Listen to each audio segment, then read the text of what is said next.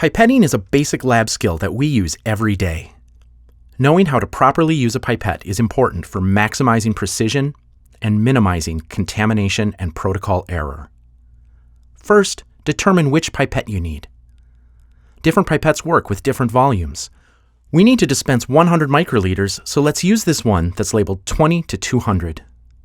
Adjust the pipette so that the correct volume is showing. You don't want to accidentally transfer too much or too little.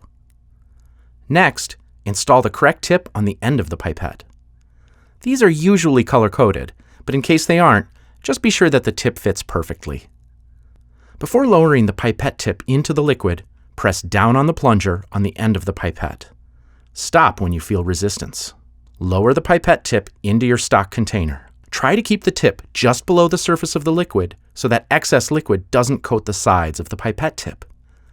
Raise up on the plunger so that the liquid enters the pipette tip. Make sure the tip never comes above the surface of the liquid, or you'll get bubbles in the tip and dispense an incorrect volume.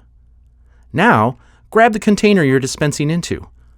Hold it at a 45-degree angle and keep the pipette vertical. Dispense the liquid against the side of the container. This time, when you feel the resistance, keep pressing. This will ensure that all the liquid leaves the pipette tip. Try not to cause bubbles while dispensing the liquid. When you have depressed the plunger all the way, raise the tip out of the liquid before releasing the plunger. Inaccurate transfer volumes can be caused by many issues. Leaky or poorly sealed pipette tips are a common factor.